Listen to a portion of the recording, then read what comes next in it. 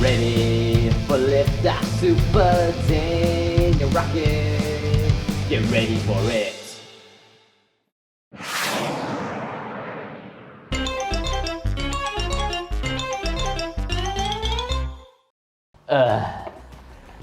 Oh my goodness.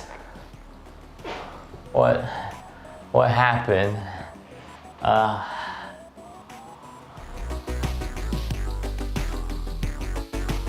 Hey, hey.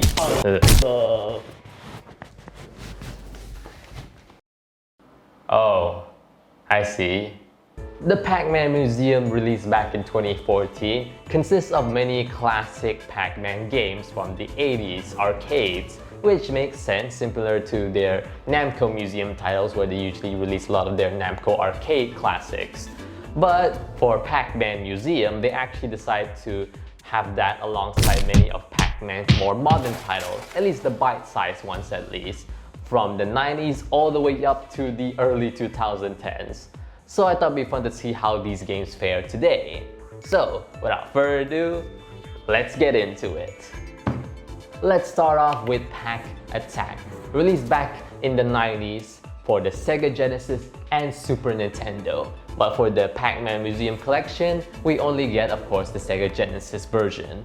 But there isn't that much of a difference between the two anyway, besides some major, graphic differences, as well as well, the music being a bit more different since, it's running on different hardware. Pac Attack is actually a puzzle game, which is similar to Tetris. You have blocks that are falling from the sky and you have to match it on a particular row in order to gain points. But what's different here is that there are ghosts that are also falling from the sky alongside the blocks, and you have to get rid of them via Pac-Man himself, who also will fall down and will drop and eat any ghosts that are nearby him. And that's pretty satisfying to pull off. And it's best that you do that as much as you can so that you can unlock a brand new ability that you can only use once the meter is full, where you can summon one of the fairies, yes, technically one of the fairies from Pac-Land, to destroy all of the ghosts featured within a particular area to help you get the points you want more faster. That's also pretty satisfying. This game all around, once you do something pretty cool, is very satisfying. I ain't gonna lie there. It's honestly pretty cool how seamless they were able to put Pac-Man-like elements within a Tetris-like game. But to my surprise, this wasn't originally a Pac-Man game. Yeah, it's one of those situations where it was originally a Japanese puzzle game known as Cosmo Fighter, the Puzzle.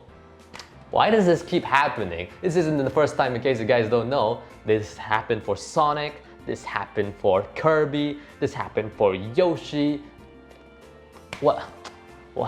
Even my friend Leenat had a puzzle game that was a localized version of a Japanese game. It was originally, oh my goodness, what is that? Get that away from me. And it was transformed into his game, Leenat's Cool Puzzles. Why does this keep happening? I mean, I'm not complaining, these are great puzzle games, but why? There are actually 3 modes featured in this collection. There is normal mode, which allows you to just play the game normally on different difficulties like normal mode, yeah. And of course there's also puzzle mode. In this little game, you actually have to try to defeat all the ghosts and clear the board with the board already filled with a particular set of rows. So it's basically a problem solver, which can be fun for people who are into those kind of things. Unfortunately, I'm not really good with it.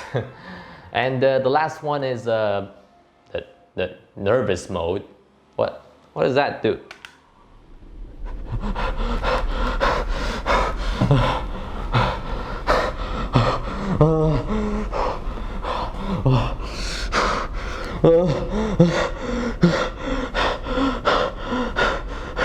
Oh, never mind. It actually says versus mode. Great cursive writing, guys.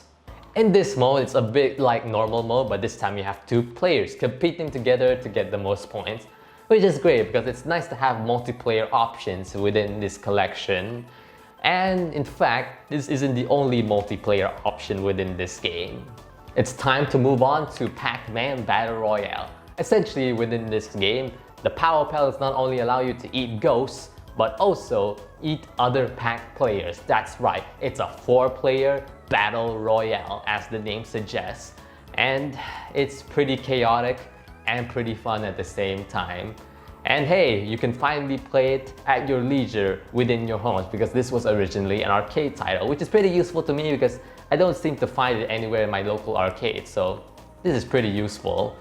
And yeah, you don't even need a second player to play against. You actually can go up against the computer player that this game has. Unfortunately, it's only one. I wish they had all 4 computer players for you to go up against, but this is still fine. And yeah, the computer player won't go down without a fight, I'll tell you that. He's actually pretty good, and he does know how to try to stop you in your tracks to, you know, get the victory from you. So yeah, it's a pretty decent computer player. So that's pretty much it. I don't really have anything else to say about this game. It's pretty fun with other players involved, or even by yourself, since the, you know, again, computer player is pretty good. And yeah, you can go on for different rounds, like you can choose how many rounds you want, and it also runs on the Championship Edition engine, and it really helps make it a lot more of a dramatic battle against each other, so it's also pretty cool. Now let's move on to a game that came out before Pac-Man Battle Royale, Pac-Man Arrangement, and if you're being technical, it came out way before Battle Royale. What is this order list? Of course, in case you don't know, there's actually 2 different versions of Pac-Man Arrangement that is out there in the wild, I guess. One is the one featured in this collection that is released for consoles such as the PSP, most notably, and of course the other version being released for arcades, but is also released on consoles like the GameCube as well as the Game Boy Advance. A lot of people consider the version released for the PSP and such to be the inferior version, and I can see why, but for me, I kind of feel like it's just more like an alternate version of Arrangement. I mean, you still got some elements from the original arcade version, such as the power-ups, like the cool mirror power-up that allows you to have one Pac-Man on the left side and one Pac-Man on the right side, which is pretty useful for a game like this, because now the bases are not like this, but more like this. So yeah, it's a lot more useful this time around. You also got different mechanics for each world, and those mechanics actually merge with other mechanics from later worlds, and it can be pretty fun at times. And I also really like the bosses within it. There's a few bosses actually compared to the original Arrangement. It's so interesting seeing how they try to treat bosses within a typical Pac-Man maze game. I always found that pretty interesting, and hey, they did a pretty decent job here. But of course, there are a few issues with this game compared to the original, and I don't find them that annoying, but I can understand people seeing these issues and consider it the inferior version. First of all, the art style is a lot more different. In the original, they use very clean sprites for the time. Seriously, they're very smooth. I really like them. But here it's more of a basic 3D art style, which, I mean, it's fine that you want to use 3D models, but I feel like you could do more with that art style, you know? Especially with Pac-Man himself, he looks so jarring here. I know this might sound weird to say, but shouldn't his mouth have a big, gaping black void? Oh, you mean like this?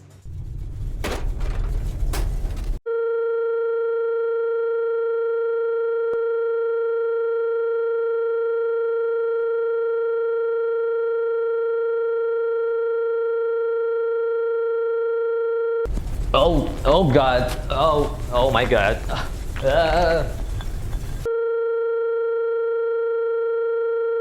Another weird oddity I found about the game is how Pac-Man moves, his general speed, I guess you can say, because when there's no Pac-Dots around, he moves at a relatively fast pace, but then there's a very jarring and noticeable slowdown once he starts to eat Pac-Dots, which I found very odd. I mean, I kind of feel like other Pac-Man games are more you know, smooth when it comes to, you know, transitioning from a fast pace to a slow pace. So I don't know what's going on here. And of course, the one that people are noticing the most is the music not being as great as the original. I mean, it's fine here, but yeah, there's no topping how the original Pac-Man arrangements were. Seriously, they're pretty good. And surprisingly enough, even though we're dealing with the, you know, the so-called console version of this Pac-Man arrangement game, apparently the music found in the arcade version is found in this collection. Yeah, yeah, you can hear one of the tracks of this game within the menus, which is so odd. I can only imagine what actually happened to cause this to occur. Maybe for some reason the composer for the music for this collection was tasked to create remixes for the games featured in the collection, so he decided to do some research on YouTube, and the arcade version showed up, and he didn't realize that it's a different version, so he was just like, okay, and here we are now. I mean, I'm not complaining, it's pretty good music, so yeah. And this is not the only weird music choice for this collection. There's also a music track that was originally found not in the Genesis version of Pac Attack, but the Namco Anthology version of Pac Attack, found on the PS1, that would then be popularized in Pac-Man World 2. Before we move on to the last game within this collection, there is a particular bonus game that I'm pretty sure people want me to talk about. Is of course when this game was still, in the general relevancy, I guess you could say. There's actually a DLC for this game that allows you to play Miss Pac-Man. Yeah, of course this is probably due to some certain legal issues, but it's not as fierce, I'm pretty sure, as it is now, so I hope the people back in 2014 indulged in it as much as they can. But yeah, luckily we have this time warp thingy that allows us to play it, but I don't seem to find the game around here, so Charles, can you help us out with that? Alright, no worries, I'll give you the version that has the Miss Pac-Man DLC.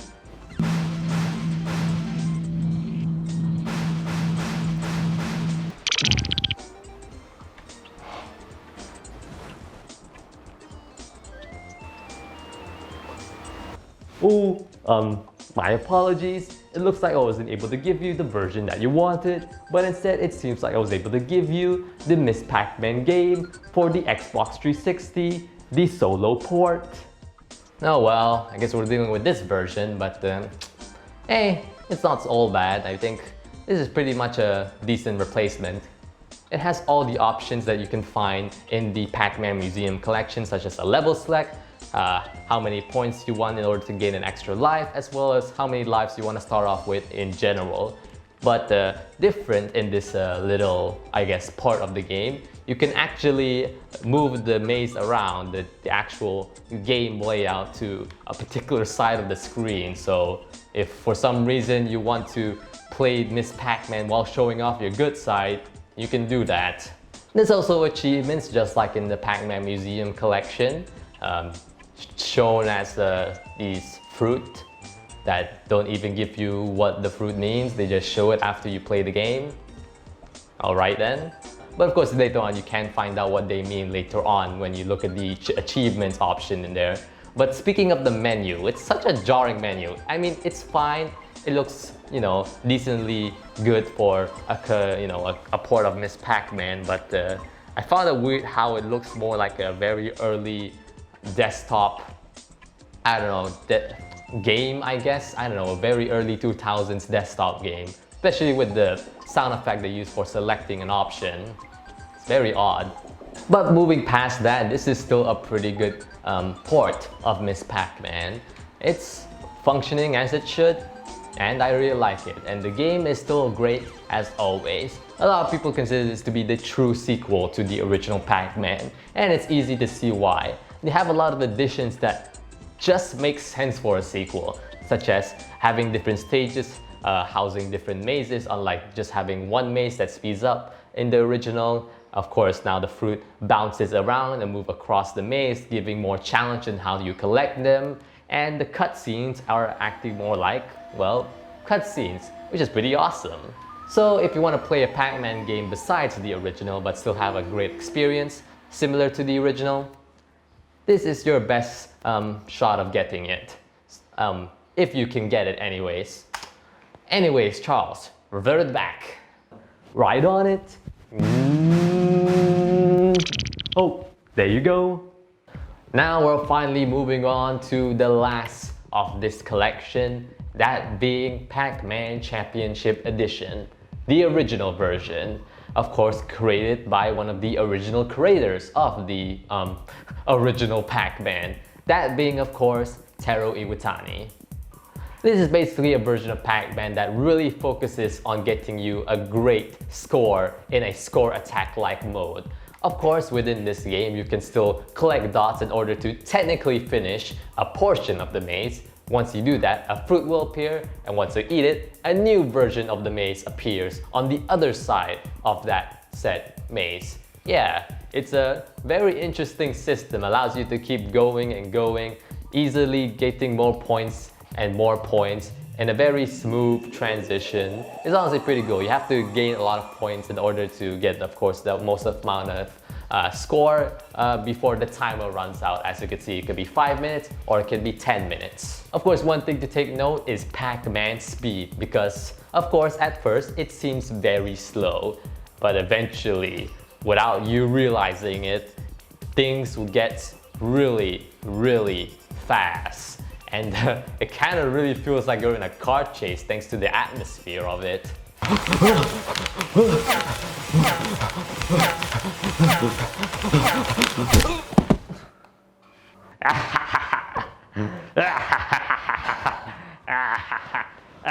Oh no, not again, my eyes, no, not again. So yeah, this is a game where you definitely gotta keep in mind with your ghost personalities, because they are still retained within this version of the game.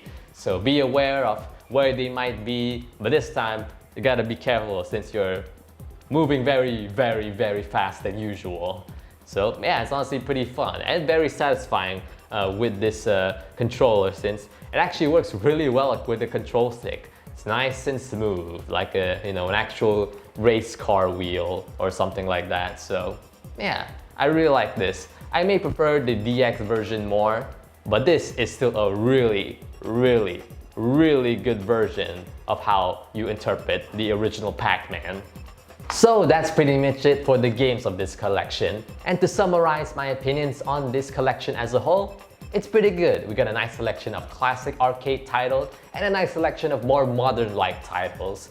And of course, they're all bite-sized, which I guess makes sense, as they don't want to interfere with all the stuff that they're doing with Ghostly Adventures. So nothing that is too story related is going to be in this, which makes sense. Like, of course, that's why Pac in Time was included this time around. So I understand that completely. And yeah, this is a pretty serviceable way to bring newcomers into the franchise and have old comers of the franchise reminisce of the old times.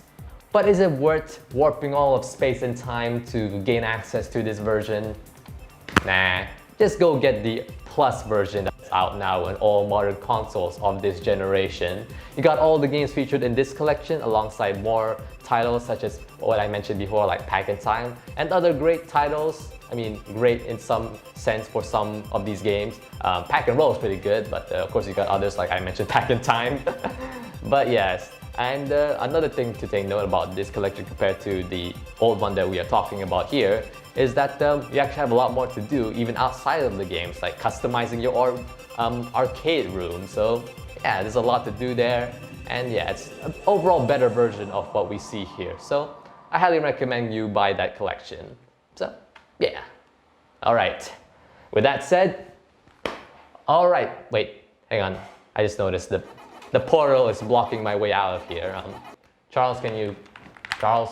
This is really fun. Come on, I'm almost there to the high score. Oh, right. I guess I can let you play for a bit. Do it. I'm sure you can. I honestly don't need to press all of these buttons. I think that's enough. The control stick. Charles, it's just there for fun. I need to go. Effect. Yo, oh my God, Charles. This is getting more intense. Hello. Man, I need to go now. Can you close the portal? I can't close it. I don't think. Can you do that, please? Charles.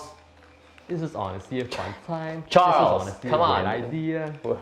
We're wasting time here. I know you want to get a good score, but maybe we'll do it some other time. You know, there's plenty of times. You can come back anytime you want. I'm pretty sure you can do that already yourself without me knowing it. I'm an interdimensional That's the perks of you being a big, crazy interdimensional being, right? So you can. Come on. I don't think he's even listening to me. Oh my god, Charles! Yo, Charles! Charles!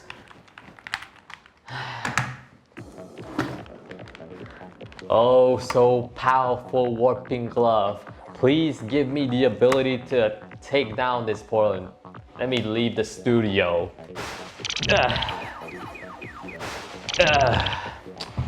Oh my god, what do we... Should I... Screw it.